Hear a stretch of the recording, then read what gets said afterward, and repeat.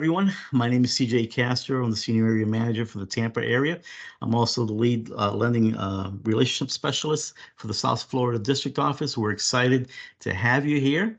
It's going to be a great event. We do apologize for the technical difficulties that we currently are experiencing. This is the first time that I am involved with the Eventbrite invitations.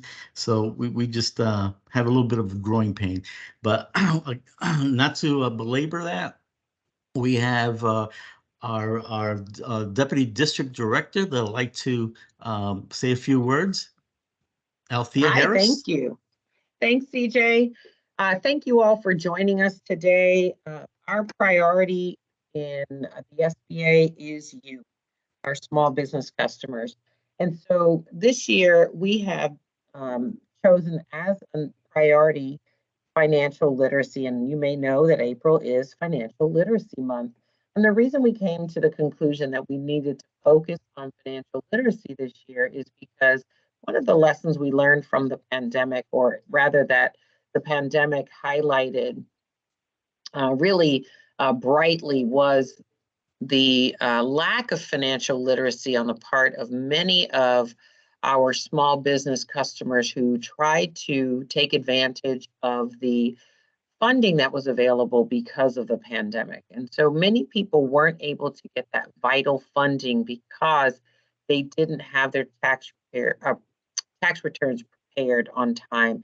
They were overextended in some other ways that they had been borrowing, and they didn't have good credit scores or many different reasons why they weren't able to access that funding, and it all stems from a lack of financial literacy. So today, we want to share with you some of the financing options that are available to you for your small business. We are delighted to be joined by an SBA microlender, Ascendus. You'll hear all about that, and TD Bank, which is the #1 lender in the South Florida District Office territory, which is everything south of Orlando.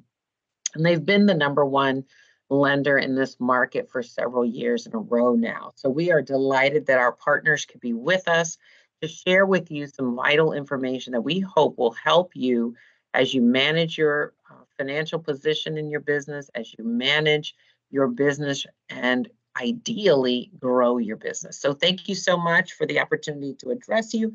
I'll hand it off now to our colleague Lonnie Koyama, who is our lead economic development specialist, and he is a whiz at this particular presentation. So I hope your ears are open and attentive. Take it away, Lonnie. Thank you, Althea.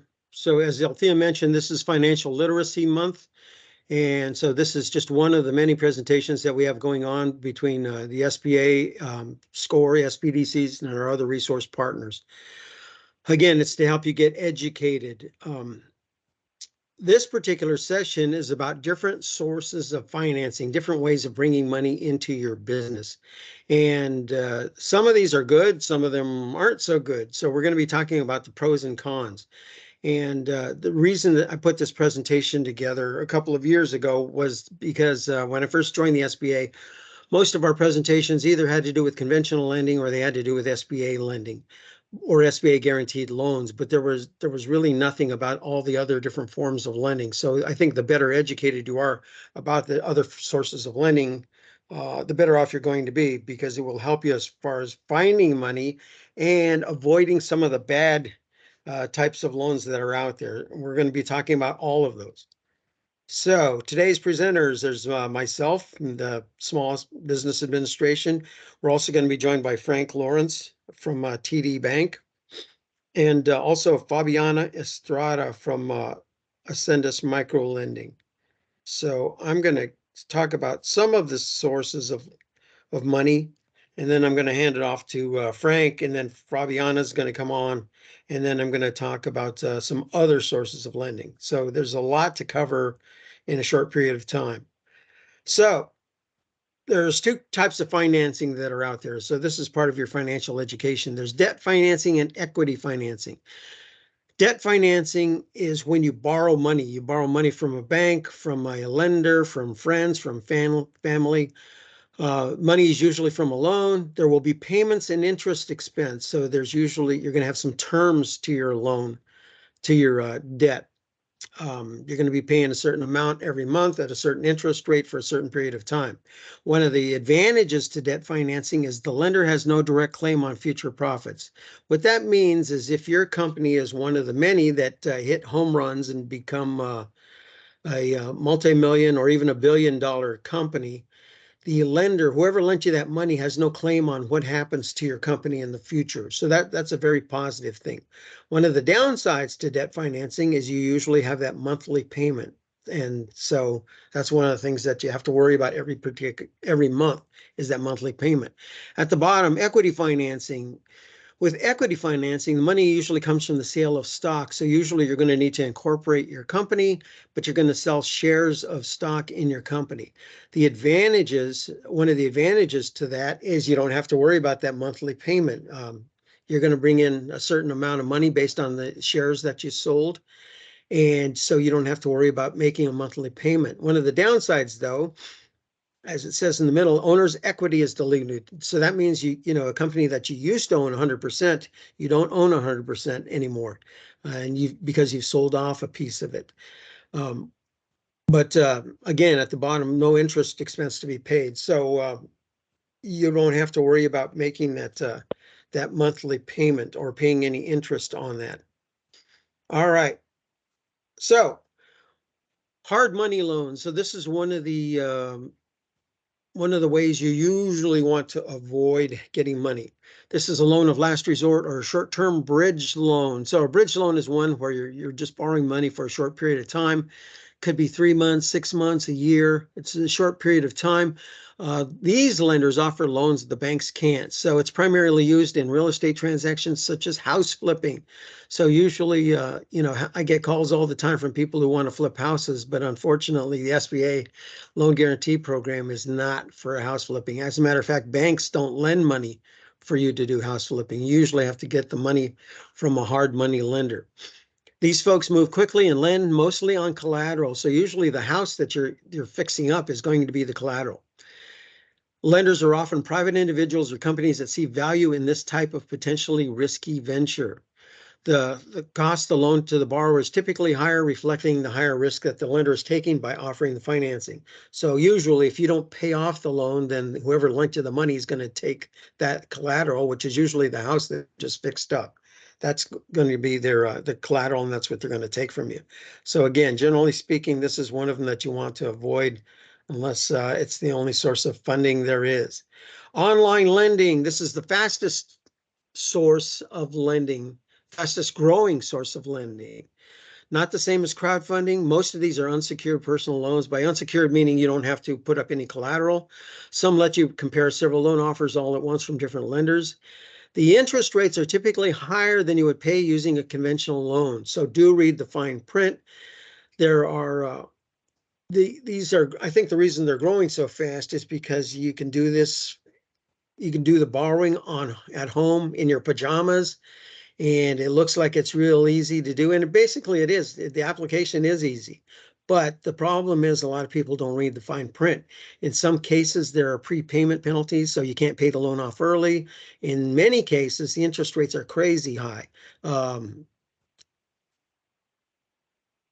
CJ just shared a story with me the other day. CJ, would you mind unmuting yourself and tell us about, you were talking about Sure. somebody. I had one customer called me up and was very highly upset because they accepted a loan that looked like a normal commercial loan through the online system. Unfortunately, they didn't read the fine print, and the loan payment and the terms weren't exactly what they understood. Actually, they entered into a factoring loan, which gave them a $50,000 loan. I'm sorry, $70,000 loan. And they thought was a 2.2% interest rate with a 3.3 interest rate with a 2% on top of that. So they thought they were getting a 5.3 loan. but the fine print indicated that was a monthly charge. So it equated to a 63.5% interest loan APR. So they're in a little bit of a pickle because they can't afford the loan and they have to make weekly payments on the monies that they were provided upfront. So they're desperately looking for another avenue and looking for a better type of scenario. So please read all the information. If you don't understand it, reach out to our partners. Go to your local banker. See if they can help you to understand what you're signing. Thank you, CJ. And that's something you want to do before you sign off on the loan. So if you need to show it, like CJ said, show it to resource partners, put it in front of an attorney. But whatever you do, don't sign the document until you have a clear understanding of what's going on. Anyway, again, this is the fastest growing source of lending, and but it's typically not a good deal. All right.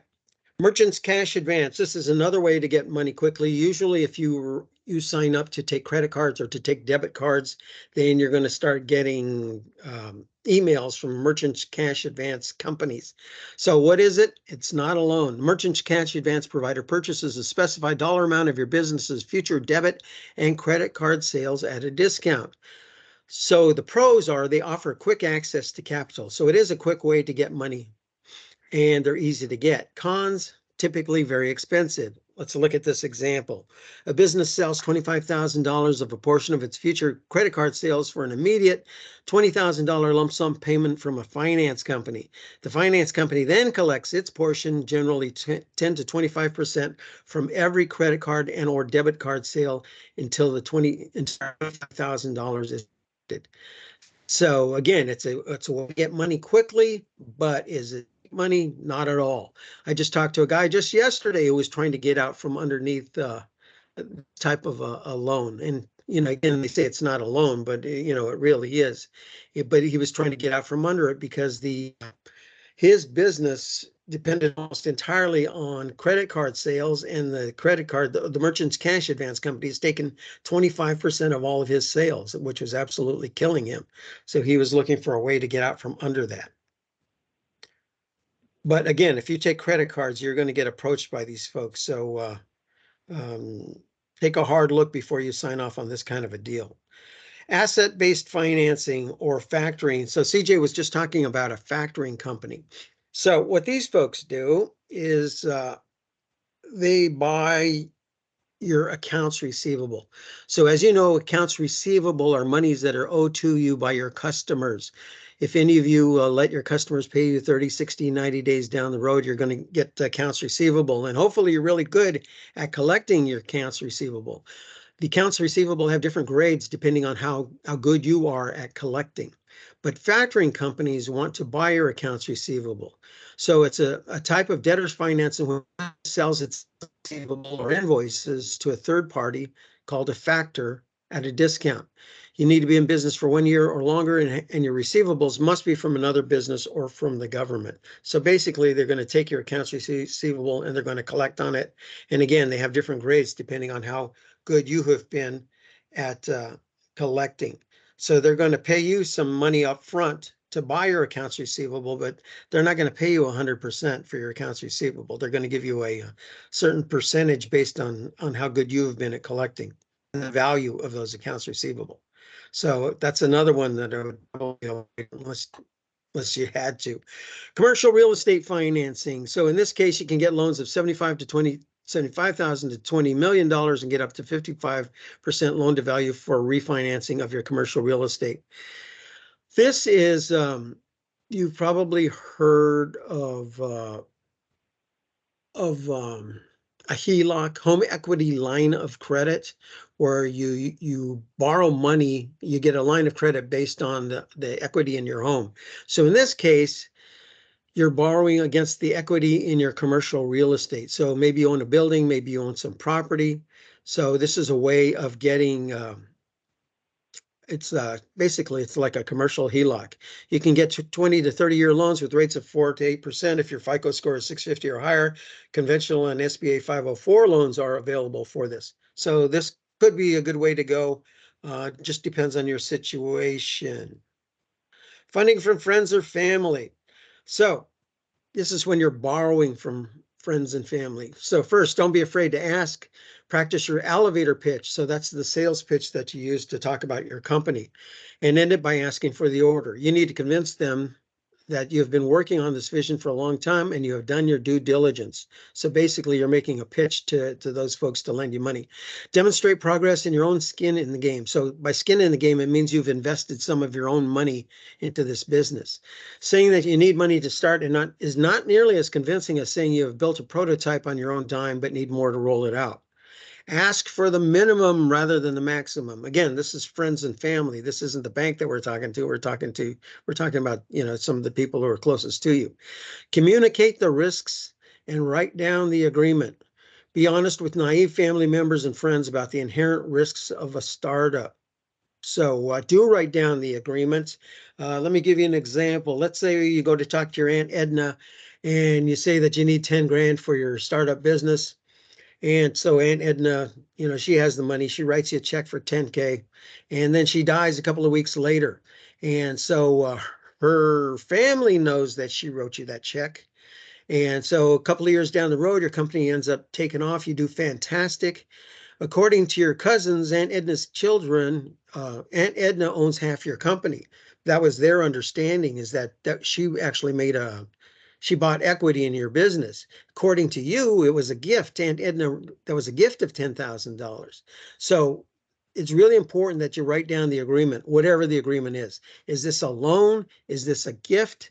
Is this an equity investment? Whatever it is, you need to write down what it is. If it is a loan, you're going to write down the terms, the interest rate, the monthly payment, for how long. Whatever the agreement is, do write it down to protect yourself.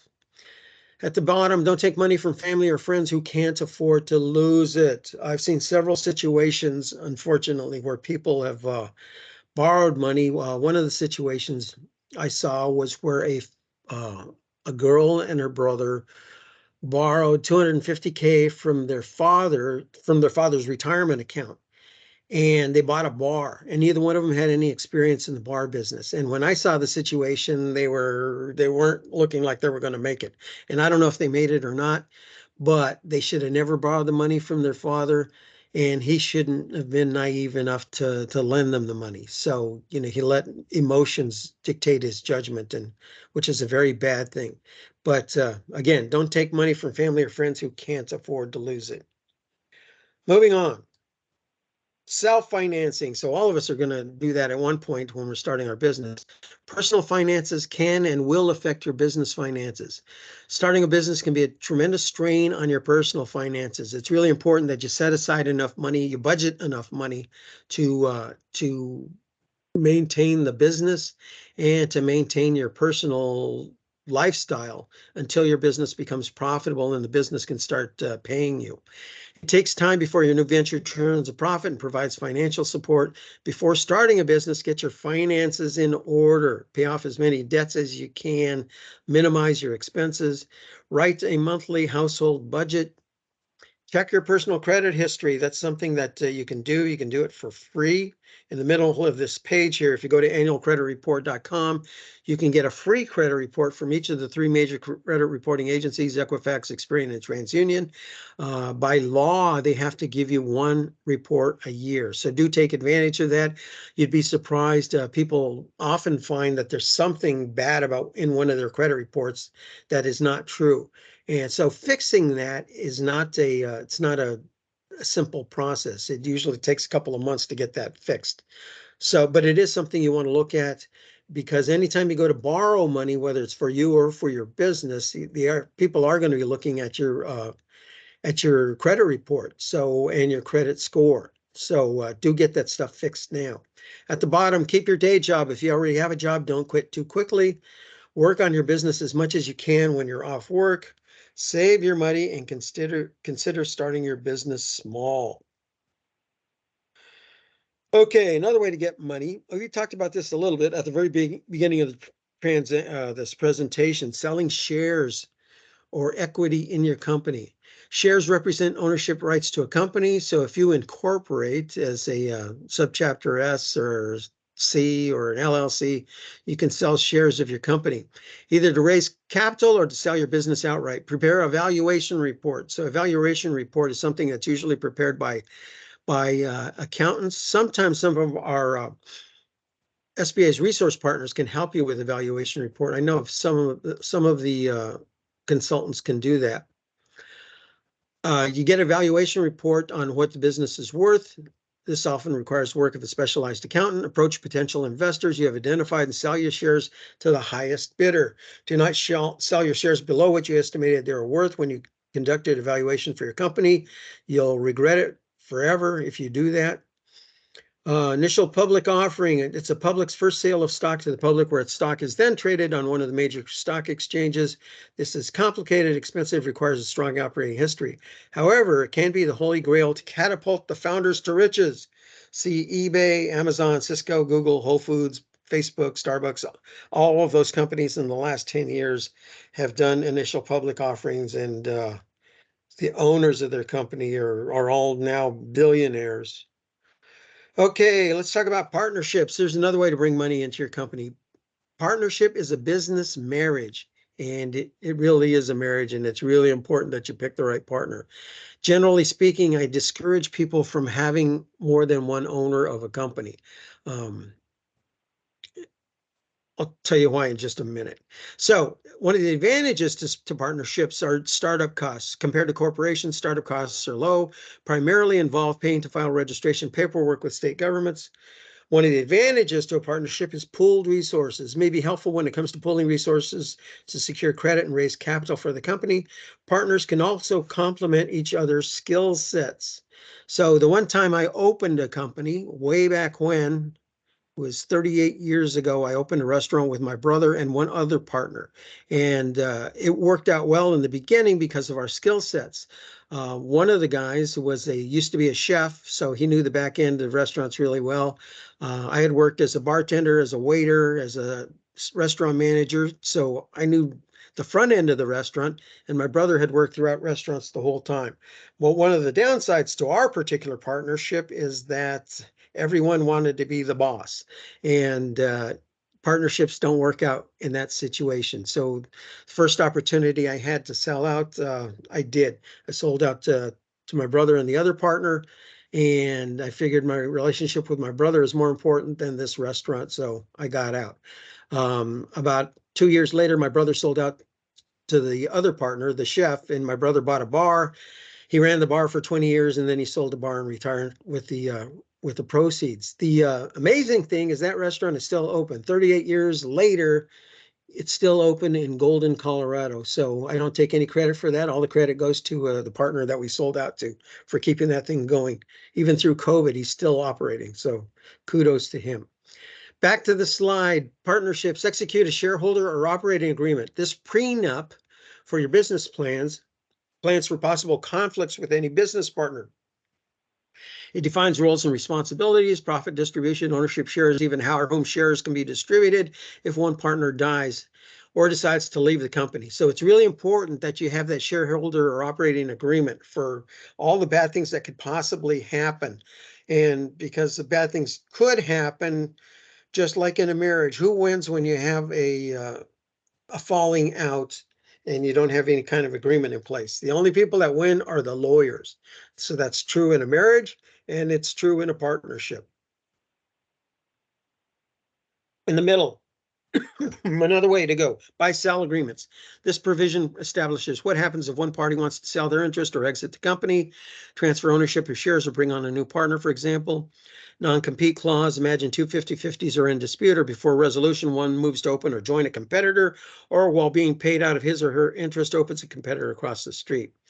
So these are all different clauses or different things you can have in your ownership agreement, whether you're selling equity or whether it's a partnership. But I do encourage you to have somewhat of an agreement in place before you have any kind of a deal where there's more than one owner.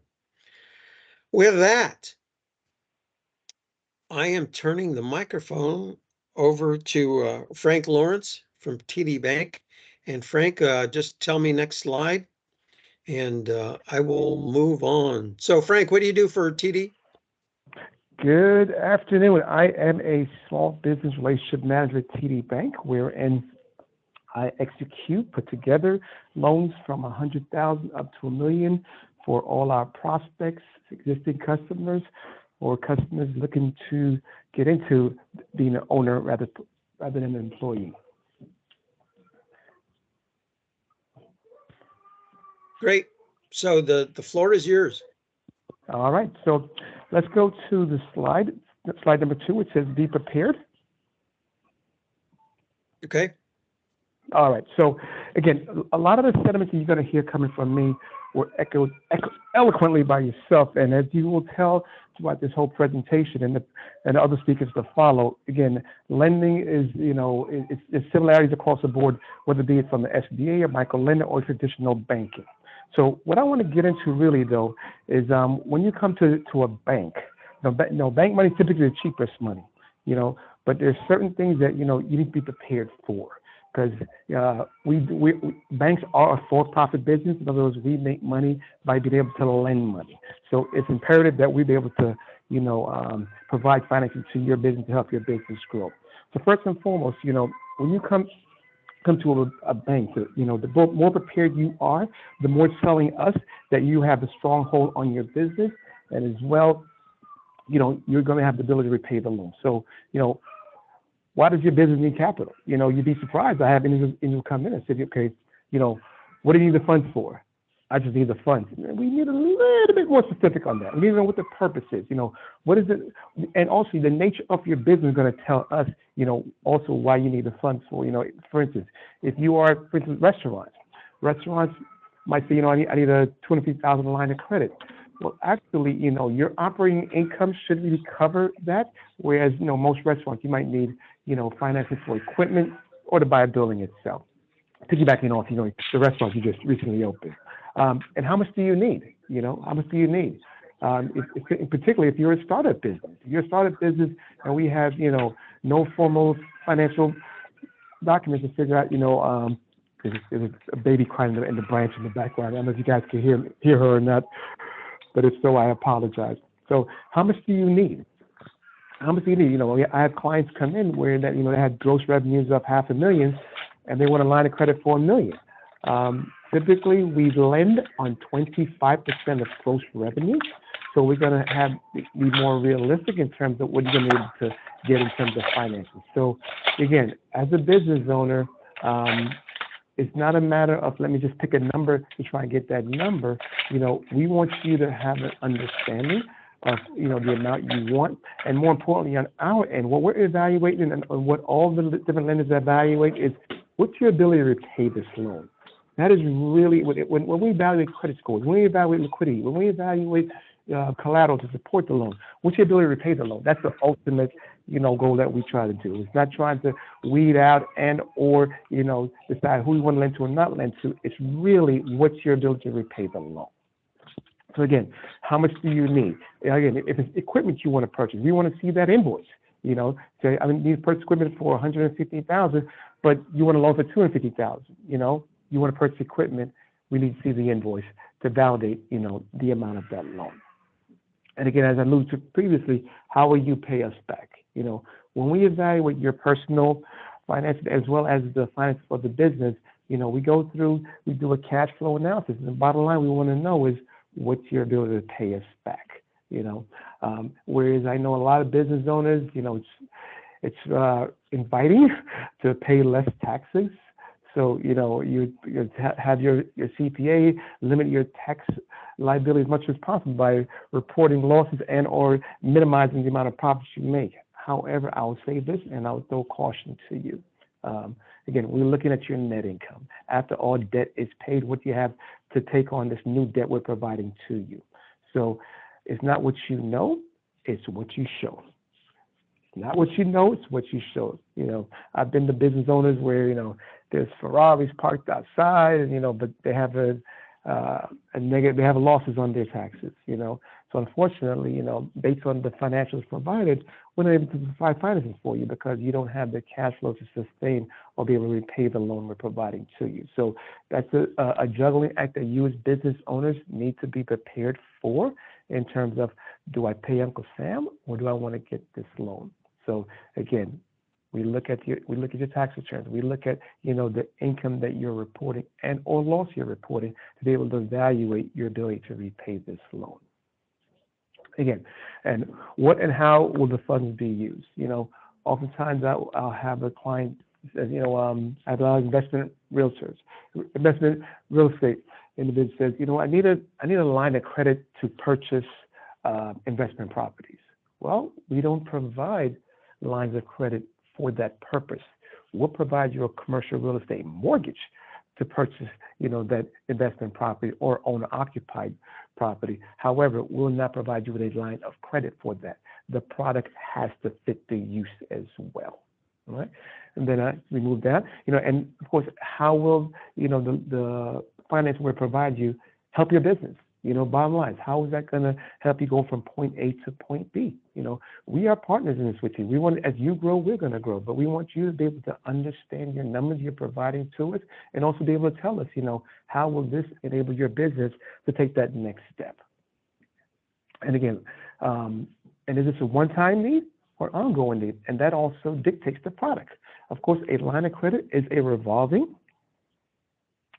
is an instrument where that you can borrow and pay back as need be, whereas a term loan is like your car. You get a car loan, over 5 years you pay principal and interest. As you complete paying that, your payments stop. Whereas a line of credit, you borrow as need be. If I'm a manufacturer, I'm getting discounts from my supplier. I use my line of credit to pay them, and as I get paid from my customers, I pay my line of credit back down, and I still have the available amount there for me. So again, what the purpose, it's all sort of intertwined in that what's the purpose of it also dictates the product we're going to provide to you.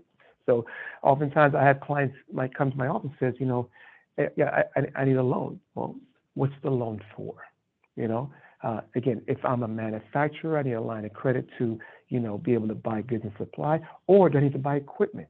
Equipment is a term loan, working capital, that's a line of credit. So these are all goes into your preparation, as you go into a bank or any financial institution to get lending for. So it's very imperative. The more prepared you look, the easier it is for us to be able to evaluate it and know that you're on top of the ball in terms of your business and what you want to have your business to grow. All right, let's move on to the next slide. All right, and again, and here we have, several examples of, different options that you have. As a startup business, of course, at that point, we don't have much finances to be able to evaluate your ability to repay us. So some of the options there might be a business credit card, just to get you started. Our bank, TD Bank, we do provide lendings to startup businesses. We do cap it at $25,000. However, that is going to entail you providing us with a business plan with projections to show us, how you plan to make the funds to pay our loan back. And of course, again, as you alluded to earlier, this year credit is so important. Credit is so important because especially as a startup, if we don't have the finances to evaluate for the business, we're looking at those business owners, how would they handle their personal credit? That could then, give us some ideas as to how they're going to handle the credit that we're going to provide to them. All right? Again, and a line of credit. As I stated before, a line of credit is revolving. You're going to buy it and pay it down. You're going to utilize it and pay it down. Utilize it and pay it down. It's like a credit card without the 20% interest rate. Where you could utilize it and then pay it back. And also, again, term loans. Those are more folks, I want to buy equipment or I want to refinance debt. That's going to be spread out over, 1, 2, 3, 4, 5 year period where you're paying principal interest, until it's paid off. Again, that's a one-time expense. And lastly, we have the commercial real estate mortgage. That's where I'm buying a building. It's going to be either owner-occupied. Owner-occupied we define as the owner is going to occupy more than 51% of the square footage of that building. or investment property, where that, of course, is going to be, going to be rented out. So again, that is also a one-time expense. We amortize over 20 years. And here's where we partner with some of our SBA partners, wherein that if we do go the SBA route, we could have the amortization a little bit spread out further. So again, some of the partners you have, TD Bank, we are preferred lender with SBA. They're our partners. We are not in competition, So that's plug for SBA there. Now, let's move on to the next slide. All right. And as stated earlier, understanding your credit score. Your credit score is unfortunately, it is well, not unfortunately, it is a part of that overall evaluation, because it's giving us an idea in terms of how you handle your personal credit, right? So if you should stay on top of your credit. If I have an individual walk into my office and I say to them, well, tell me, how's your credit? Oh, I haven't checked it in a while. I haven't seen it in a while. If you're really on top of your business, on top of your financial responsibility and duties, you're going to know to a close degree what your credit score is. You're going to be on top of it. Not saying it's going to, it's going to stop us there, but it's going to cause some caution if an individual doesn't at least have an idea where their credit is, whether it's good or bad. Somebody might say, listen, I have a 660 credit score. I'm a little bit overextended right now. I have to build my business, I actually use a lot of my personal credit, so I'm paying my credit back. But, I literally just, overextended myself, or to the situation where, hey, I lost my job. That's why I fell behind in my credit, or, I have exemplary credit. I like credit's outstanding. Either way, I want to give you both sides of the pendulum. If you know your credit, whether it's good or bad, it's telling me that at least you're on top and know where you are, because then I could position it in terms of trying to, get through the obstacles that we had there. If, individual says, I think my credit's great, we pull the credit at 620, it's going to be a question, well, what happened? What happened? And the better we are prepared in terms of knowing the overall, picture for the client, the better it looks when we go to underwriting to try and get an approval for you. So like I said before, the lenders, we are your partners in trying to get you to the end goal of getting finances. So, but there's certain things that, we can't do, is that you have to do to be prepared for, and as well, come to us in a more formidable manner to get an approval. But definitely staying on top of your credit is it's imperative. It literally is imperative that you do that. All right, let's move to the next slide. All right, so now your pros and cons in regards to conventional bank lending. Now, during the pandemic, I must say that the SBA, they actually did a great job in terms of eliminating some of the guarantee fees. So there are certain aspects to this slide that could be a little bit off. But nonetheless, some of the pros that we have, again, banks offer a different range of loan products that we alluded to earlier, from the business credit cards to the lines of credit, to term loans to business mortgages. So again, we are literally full scope. Hello? Can you guys hear me? Yes, Frank, go ahead. Okay, all right. All right. My line went dead for a second. I want to make sure. All right, perfect. Thank you. Thanks for the acknowledgement. So again, so typically when we go to a bank, we're going to have the full gamut in terms of products you need. I think you had said earlier in terms of there's certain specific products like, asset-based lending, that we might not be, go down that avenue because it's a little more risky. But in terms of your basic products, from the credit cards to the term loans, lines of credit, mortgages, your banks will have all those options there available for you. And typically your banks, bank money is typically the cheapest money. Some might say it's the hardest money to get, but I don't know. No, it's not really so. If you come to us and present yourself with all the factors we mentioned earlier, that makes the process easier. But the bank money is typically your cheapest money. Again, there's all the other products as well that if a client has with us, where the, you know, checking account or relationships, that could also help in terms of discounting some of the rates or even some of the fees we might charge. So, you know, the whole relationship does come into play there. And of course, you know, the big brick and mortar buildings, you know, make us, you know, typically easy to find. Some of the cons there, the application to closing process can take up to 2 weeks or more. And again, that is, you know, goes across the board. With some clients, you know, we all want the money yesterday, you know, but I always say, be careful of the money that's that easy to get. You know, I call that the predator lenders, where I said I could give you the money by tomorrow. There's some fine print that you need to be careful of, because, you know, I've seen clients where that they're having their accounts debited weekly, you know, from some of these merchant lenders or, you know, predator lenders, where that you're really working for them at the end of it, you know. So again, just being mindful in terms of some things that are easy to get in terms of financing. Why is it so easy to get? What are the catch? What are the loopholes? What are the other obligations I'm going to have to that? You know, at the end of it, you know, am I working for me or am I working for them? You know. And again, of course, with us, it's going to be applications to complete as well as other documentation. All right, let's move on to the next slide.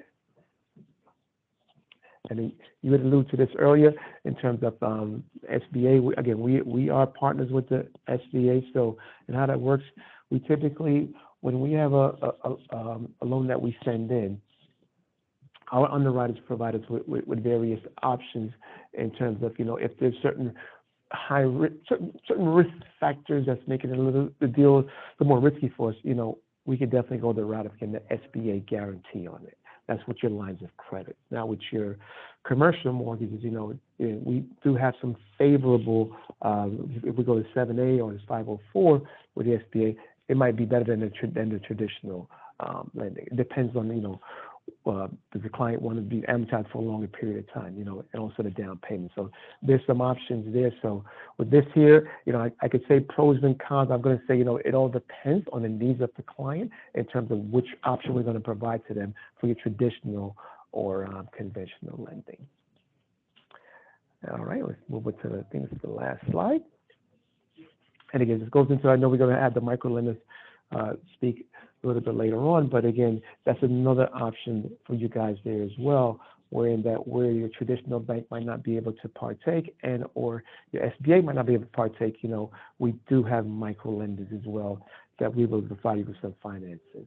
And I think that this is a great platform that you guys are on today to be able to have, you know, SBA, traditional bank, and your micro lenders in the same stage, where that, you know, we just give you some overview in terms of that there are financing options available for you. But with each one of those, you know, some of the keys you're going to keep hearing repetitively is the fact that, you know, you need to know your credit. You need to be prepared. You know, you need to be on top of your finances and know your numbers. And I believe that is it for this slide.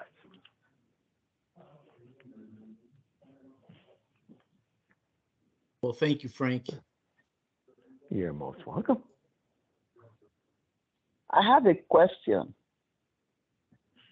We're going to take the questions at the end real quick. We have a couple more slides, and we'll take those questions, or you could just basically put them in the chat, and I'll try to answer them online as well. But we have someone from Ascendus. So we have Fabiana Estrada from Ascendus joining us. Fabiana, what is your title down there? Yes, thank you for the intro. My name is Fabiana Estrada. I'm the Regional VP for Lending for Ascendus for the Southeast region. Go on. Thank you. Very important, everything that we have been reviewing today, because of the fact that financial education and the technical assistance for a small business owner is always key.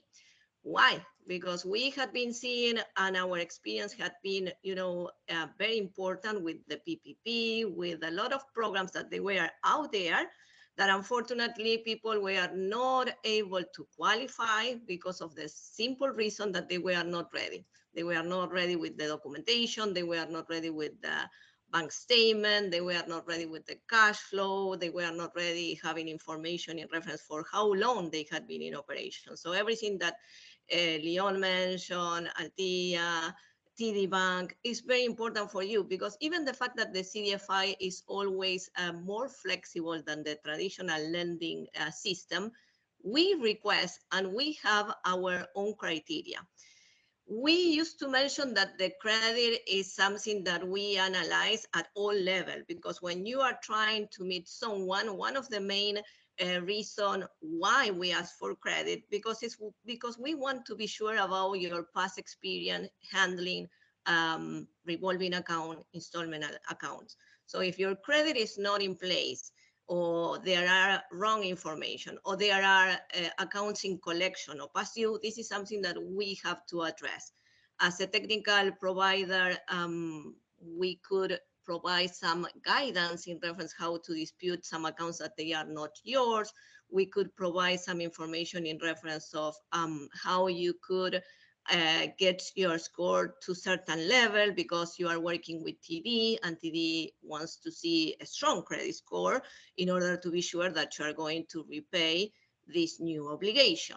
So this is very important to consider. Even the fact that we have a 575 minimum requirement, it's very important to mention that credit is always something that we will be analyzing. So 575 is the minimum credit score that we request. The most important part is that the past due or collection, that we could be flexible, it shouldn't be more than 3,000. That is something in reference of credit. Why, like I said, we check credit because we don't know you. We maybe know you through your business plan. That is very important to have something up to date. We know that during COVID, we were closed, some business were, switching model and pivoting the business model. So the business plan is something that you have to consider. It's not going to be a mandatory requirement for a business loan, but it's always good to have one where you could show where is the business right now and where it's going to be in the next 6 months, 1 year. Business plan is something important that we could review. And also, it's very interesting the fact that understanding the cash flow, if you have the ability to repay any loans. TD Bank mentioned in reference of the credit card. The credit card is a good tool for business owner in order to start building credit for the business itself. Remember that the personal guarantee will always be involved until certain level, because you are the business. You are the one making this business to grow. And the credit card is going to base probably only on your score, on certain amount of scoring that the traditional credit system is going to provide to you. So this is something that you have to make an appointment with your banker and review if the business credit is an option for you. But when you are talking about a business loan, the cash flow and the ability to repay the loan is going to be key for you guys. Most of the time, and I know Leon and SBA, they are receiving phone calls, people trying to refinance these hard equity lenders because the payment is really very high. And we, as the CDFI, even the fact that we have to cover a gap and to help you to grow your business, we are not able to help you out because you recently pay enormous closing costs. And remember, we are not here in order to make more money. We are here to help you, to assist for your business to create more job, more impact into the community. So remember that concept as well, that we are here in order to assist you to grow the business and to make strong our local economies. In reference of that's my 2 cents in reference of the cash flow. And I want to say that if we are having a situation, so that's the reason it's always key for you to be in contact with your business banker, where your bank account is showing negative information, NSF, doesn't mean that the CDFI is going to be scared and it's not going to lend. But if you are showing negative information for the last 3 months, it's a trend. So maybe it's not the time for you to request a business loan.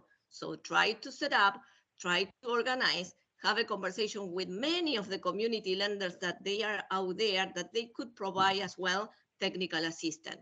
In that sense, Ascendus is part of the SBA Community Navigator, where we work with other organizations when we could not probably cover one topic. We are going to refer to you, your business, to another organization that they provide mentorship for free.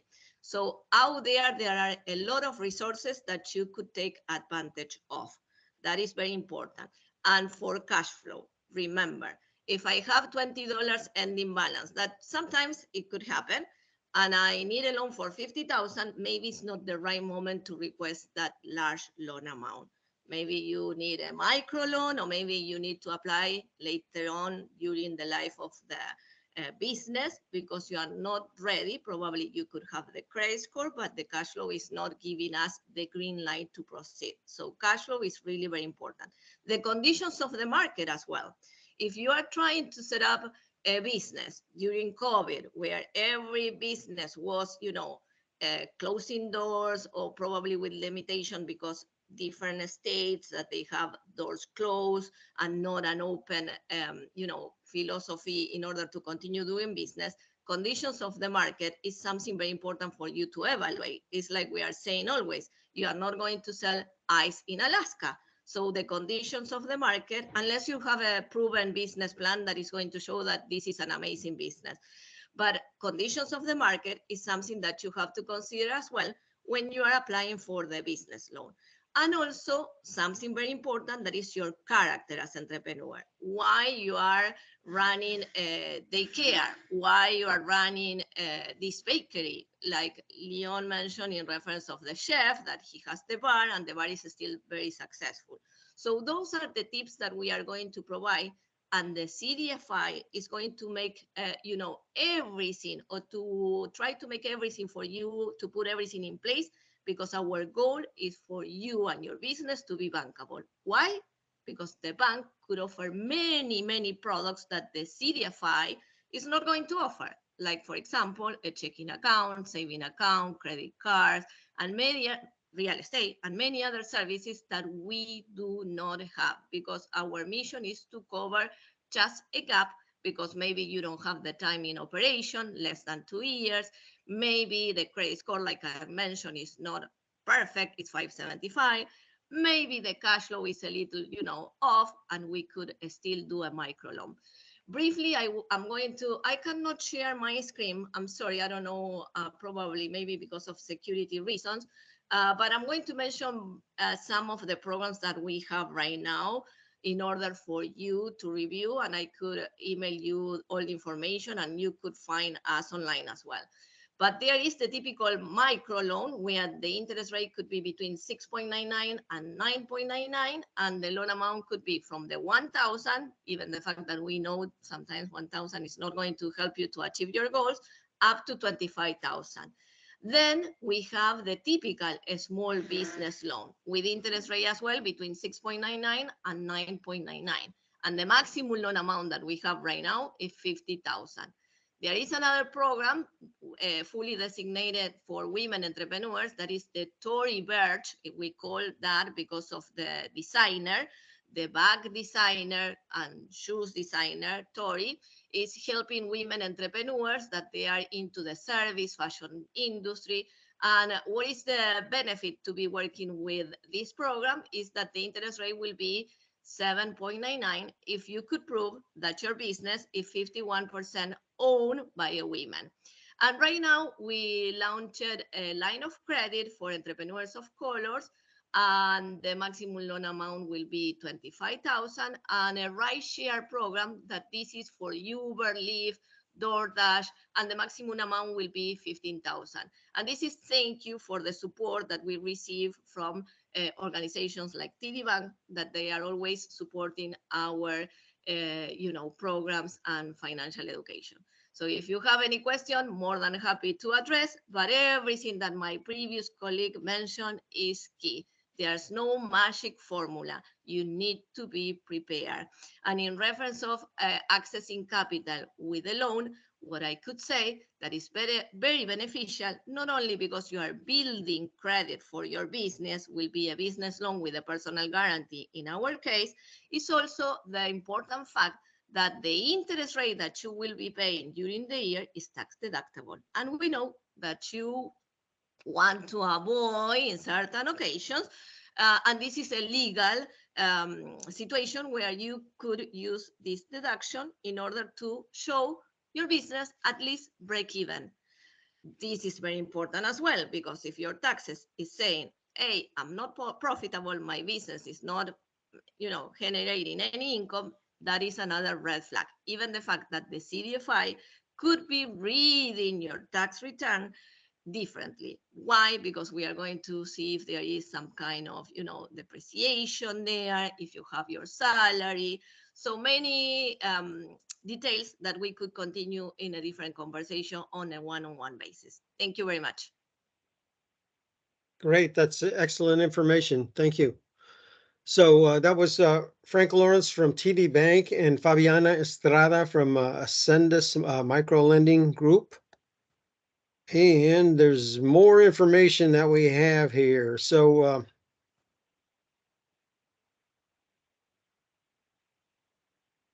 CJ or Aileen, can you put my email address into the chat? If any of you Sure. need to sign off for whatever reason and you want a copy of this presentation, I can share a PDF copy of this presentation with you. All you need to do is send me an email. So both Frank and Fabiana talked about CDFIs, of which Ascendus is one of them. Let's move on to other things. Grants. I get calls on grants more than any other topic, and unfortunately, the federal government doesn't provide grants for starting a business, paying off business or personal debts, or covering business operating expenses. There were some very specialized grants back 3 years ago during COVID, but those have all expired. The only grants I'm aware of right now, there are some available through the U.S. Department of Agriculture on the bottom of the slide there. They do have some specialized grants related to starting businesses in rural areas or agricultural businesses. There is one grant that is out there for research and development through a program called Small Business Innovation Research, or SBIR. So if you go to the website at the bottom of the page, sbir.gov, you could find out about those particular grants. These are for companies, these are for small businesses that do research and development. So the federal government has problems. We all know federal government has problems, but sometimes they want small businesses to help them solve the problems. And so they go to research and development companies, small businesses, to solve those problems. So what they advertise at sbir.gov is different types of problems that they need solutions to. So they put out requests for a proposal on sbir.gov. In those proposals, it shows a description of what the problem is, and then they're asking for small businesses to submit proposals on how you would fix this particular problem. So let me give you an example. There was one from the Marine Corps. This was a couple of years ago. They were looking for a portable water filtration device that they could carry with them out into the field and use on rivers, ponds, lakes. As you know, you can't drink out of rivers, ponds, lakes without getting yourself violently sick and maybe even killing yourself. So they were looking for a water filtration device that they could carry out into the field. And so the way that works is they have a description of the problem. They look for small businesses to submit proposals on how you would fix this problem. They go through all the proposals and try to figure out, okay, which one looks like it has the best probability of actually fixing the problem. That particular small business is then offered a grant to try to come up with a prototype or a working model that would fix the problem. If they're successful with coming up with that prototype, then that company can apply for a secondary grant to commercialize that prototype. So the great thing about that is all the money that they get is all grants. It doesn't have to be paid back. The other thing is that if you're successful in commercializing the product, you already have a customer. Uncle Sam already said they're going to buy it if you could come up with a solution. So you have a ready-made customer. In addition, if you come up with any proprietary information or patents, you get to keep them. The federal government doesn't take them away from you. So this is an excellent program. I know of several companies here in the state of Florida that have earned millions of dollars through this program. All right, moving on. Venture capital. So you've all seen the show Shark Tank, and I used to watch it. I don't watch it anymore, but getting money from venture capital isn't exactly like Shark Tank. It's usually a lot longer. It's not a 5-minute pitch and then all of a sudden you're offered $1 million. But there are companies that do lots of venture capital here in Florida. So what it is an equity investment. There are companies that are looking to buy a stake in your company. Usually the companies are looking for either high tech or a highly profitable, or you have something very special such as patents and a lot of potential to make lots of money. So as it says there, they're seeking high earnings growth or the home run. It's an active rather than a passive form of financing. So they're not just going to hand over $250,000 and hope you make it. They're going to be very involved in the management of your company. The investor is usually given a board seat or management influence. In some cases, you may be booted out of your CEO seat and replaced by somebody else. 1 out of 100 applicants may get funded. These are some stats about growth in Florida. In 2018, 276 deals worth $1.8 billion. 2019, $2.9 billion for 261 venture capital deals. In 2021, $5.3 billion in South Florida startups and later stage companies. There's a link at the bottom to Florida Venture. What Florida Venture is a group that they put venture capitalists, people with all the money, in touch with businesses that are seeking investors. So that's not for everyone, but it could be a way of growing your company. Crowdfunding. So you may not or may not have heard of crowdfunding. How does it work? Entrepreneurs use the internet to help talk to thousands, if not millions, of potential funders that each contribute a small amount. The entrepreneurs must create a promotion and or buzz to help to get people to want to contribute. Investments or donations are made through online platforms, which then coordinate and administer the fundraising. So the key is using the internet and getting lots of buzz about your company. Here's an example. This is one from about, about 4 years ago. This guy was driving down the street in Chicago and he sees this old man pushing this popsicle cart down the street. So he parks his car and he gets out and talks to the old man. He says, "Old man, you should be home kicking back, retired. Why are you pushing this popsicle cart down the street?" So the old man tells him, "I was retired, but my daughter, who is the breadwinner for our family, died. And, somebody's got to bring money into the family. So that's why I'm doing this." So the guy took his picture and he went back and he put it on Facebook and the story went viral. Now, as you know, when something goes viral, that means the story spreads like wildfire. And, in some cases, the story goes international, which is what happened with this particular story.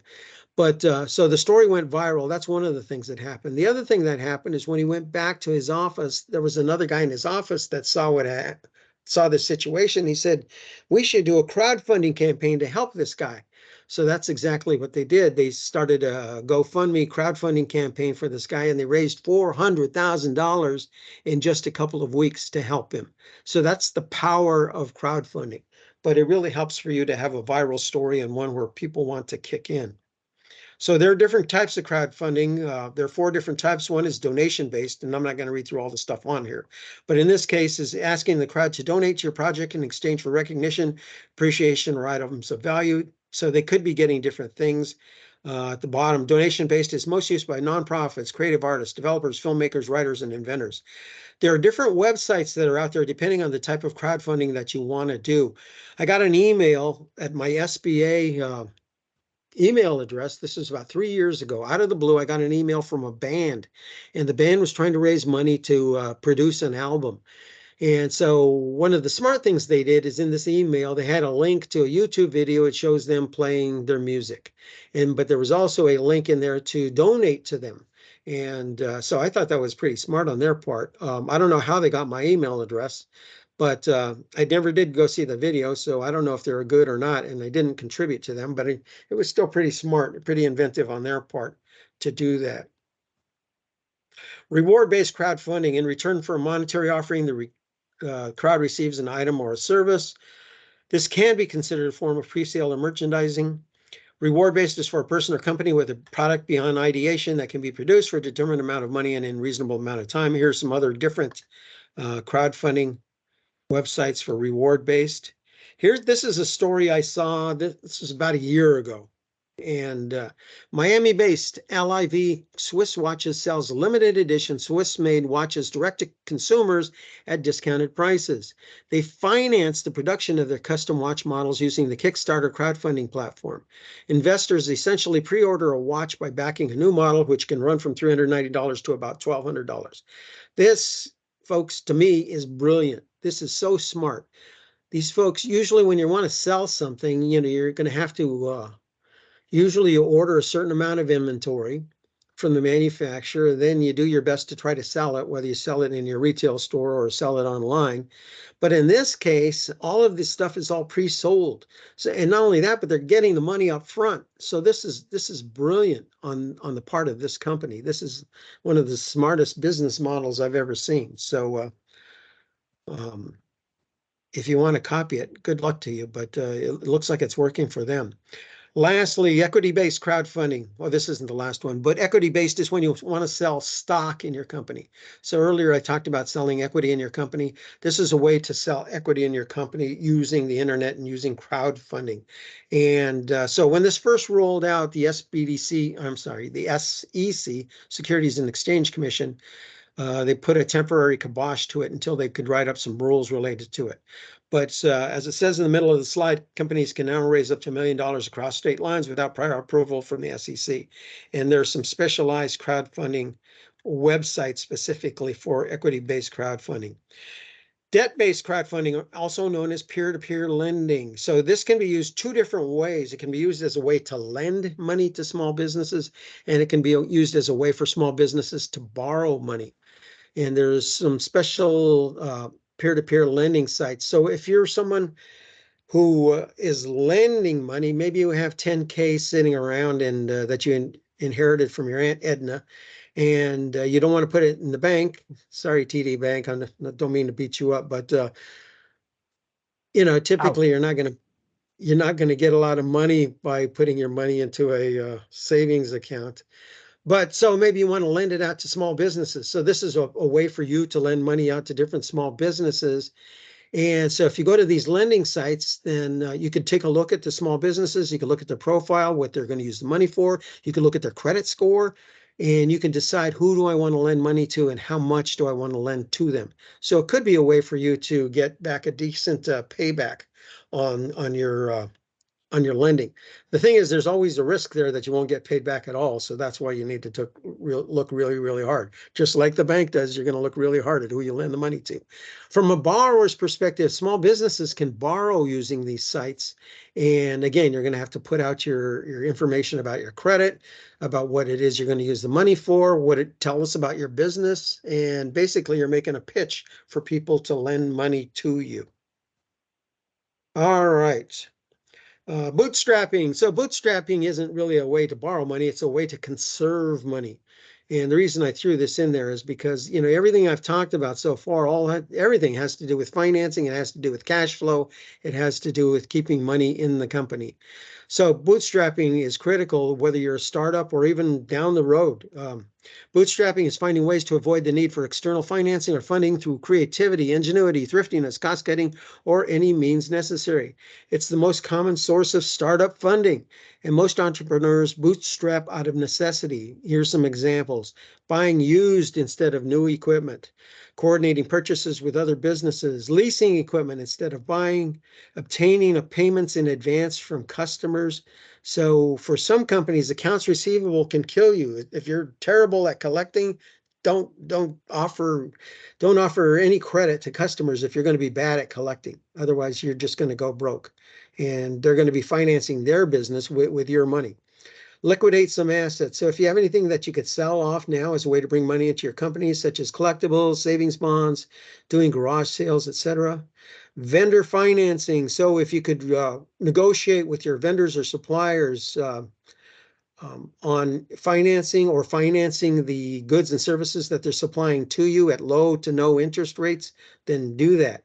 Sharing office space with other businesses. Sometimes we need some space, and you always want to get that shamma-bam beautiful office on the on the corner in the big beautiful glass building. But if your business doesn't need that, then what's wrong with going down to a warehouse in in a different part of town and talking to the company that runs that warehouse and about subletting or leasing 1,000 square feet out of that space from them.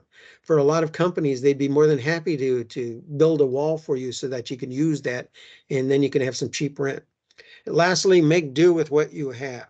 So that's something I try to tell my wife and children with no success. But for businesses, it's really critical. Don't buy anything, don't spend on anything unless you absolutely really need it. Okay. This presentation is intended to inform and educate potential borrowers. It is not an endorsement of sources of capital outside of the U.S. Small Business Administration loan guarantee programs. So we talked about a lot of different ways of finding money. But, at the beginning, I let you know that, hey, we don't, I'm not endorsing all these. We're trying to educate you about all of these different sources. So that's it. And I apologize, we went over on time. As you know, we had some technical difficulties in the very beginning, but CJ, I'm going to hand it over to you to handle the questions. Well, thank you, Lonnie, and thank you all the presenters. Greatly appreciate great information.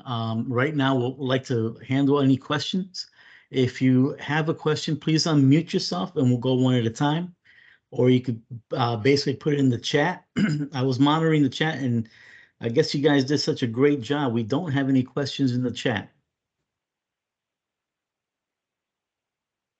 And I don't see anyone unmuting themselves. So again, oh, Actually, I something. just I have- unmuted myself. I'm wondering if maybe you all could give us an idea of when is it that a business should start talking to a lender about potential financing that they need?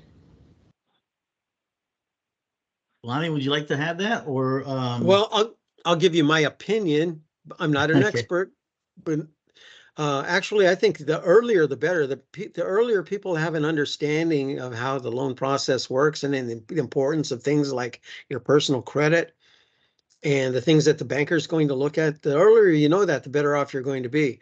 It's been my experience that people, they do all this at the last minute, and then you're usually not in a position then to borrow. Maybe as Frank mentioned, you're fudging some things on your taxes. Maybe not fudging isn't the right word, but maybe you're hiding some things on your taxes and you don't understand how important your personal credit is. And whereas if you fix that now, then 6 months down the road when you need that loan, you're going to be in a better position. CJ, what's your take on that? Well, I agree with you. The sooner the better. Always get to know your lender. They may know you as an account number. Make sure that you know the business banker or the commercial lender that's in your area that will support you with your endeavor. Also, reach out to resource partners and have a business plan. That business plan is optimal. And the more information you have on that business plan, it paints a better picture for your lender to go to his approving sources to get a more favorable verdict on your request. Yeah, I agree with that. The sooner you get, the information, the sooner you'll be able to have a game plan in terms of what you need to do. Because in particular, if you've never done it before, as I forgot what movie was, it says, if you meet the person you want to experience your life, you want it to happen as soon as possible, right? So same thing. If you want to go into a business, you want to get as much information on how to do that business, how to form a business, how to get finance in the business as soon as possible. So yes. Well, I guess we're I in all echo the agreement. same. Most of the business owners, they are asking funds for yesterday. And this is something that for us is giving us a lot of, painful situations, because even the fact that we have a fast process and as a CDFI, we cannot give you the money in 1 or 2 days because we have to accomplish our internal regulations, we need to be very sure that we are going to accomplish a mission. So get your documentation ready. Remember what happened with the PPP. Nobody was ready. Everybody was looking for the accountants and they were busy. So the sooner, the better. Great advice. And I think we Yeah, had someone. Go I ahead. wanted to ask For the commercial real estate loans, do you have companies, We the lost banks you, I'm you sorry. suggest? Oh, you lost me? Hello? No, keep Hello? talking. I Yeah, can we can hear you. her. Keep talking. I We can can hear hear her. it. Okay, for the commercial real estate loans, do you have specific banks you recommend for one to work with? So are you looking to buy a building Yes, for a business? yes. Okay, if you send me an email, then I will call you and get more information. Okay? Okay, what's your name, sir? They put in the chat. Can you see the chat? No, I'm on the phone because I All right. couldn't Do you get have a into pen? I'll the- give you my, I'm going to give you I have CJ's it. cell. I'm going to give you CJ's cell I have number. a pen. Okay, No, Thank I'm you, kidding. Lonnie. I'm kidding. My cell number is 772 okay, 332 7311. Just call me. okay. And your name is CJ? No, my name is Lonnie. Can you spell it, sir? LONNIE.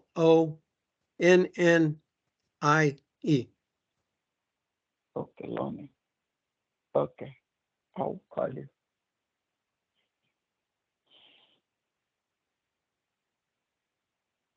Great. And Do we have it?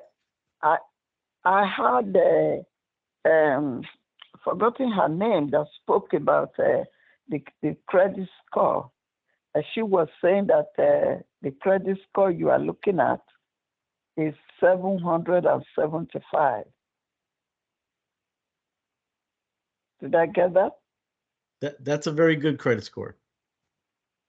But Okay, and that's what not you- all decisions are made on credit score. It basically it's an entire process on when a bank looks at your requests.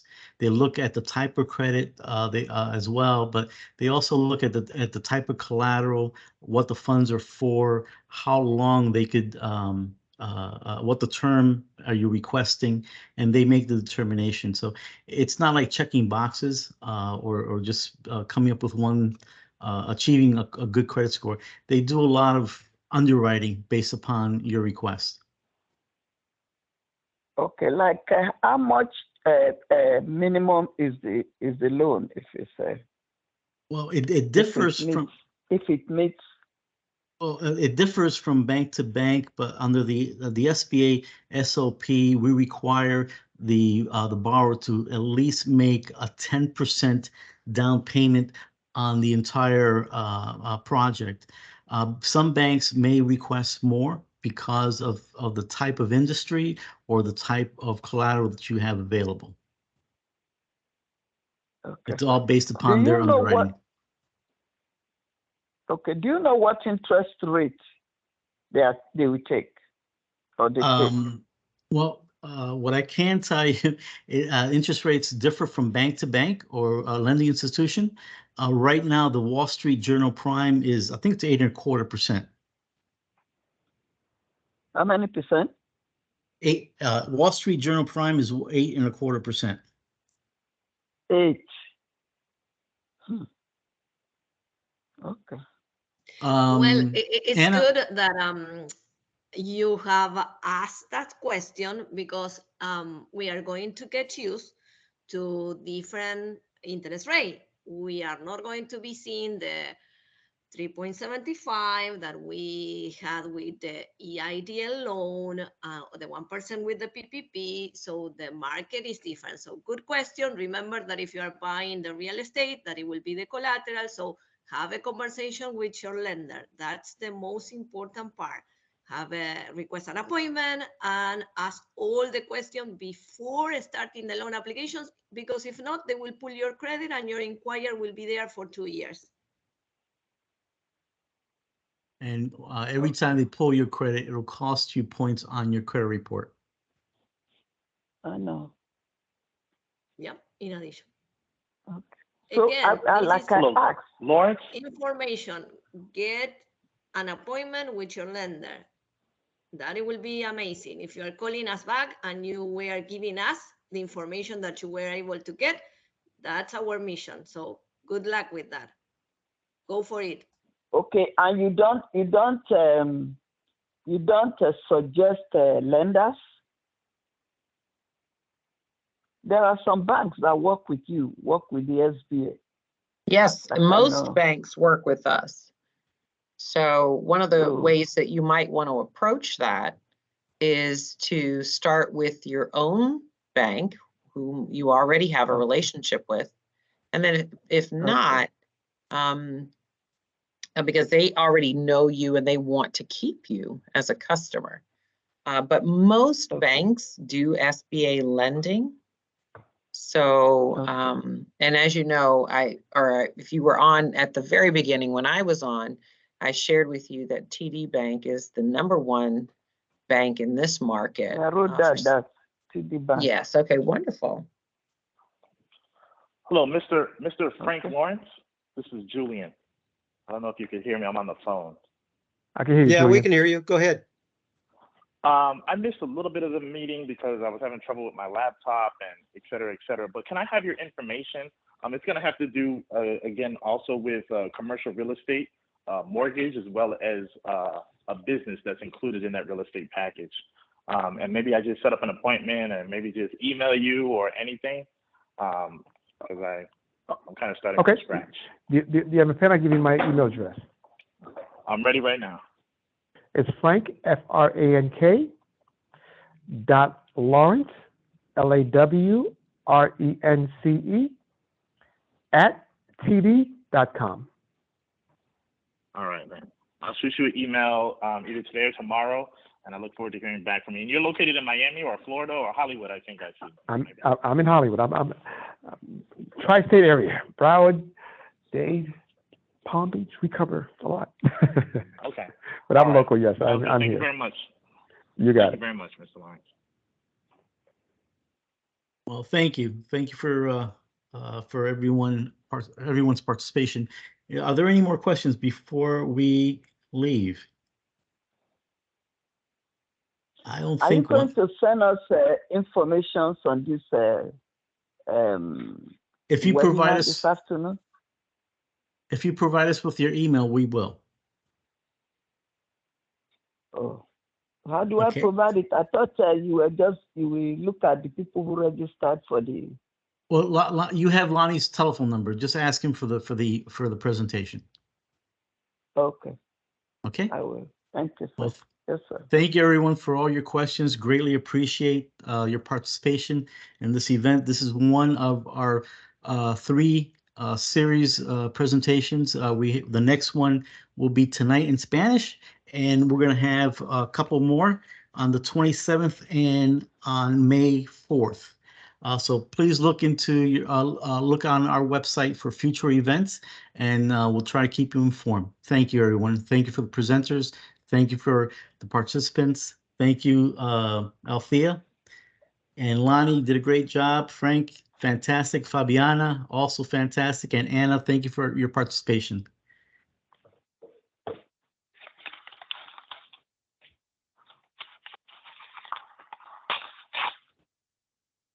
Thank you. Goodbye. Thank you. Goodbye. Bye-bye.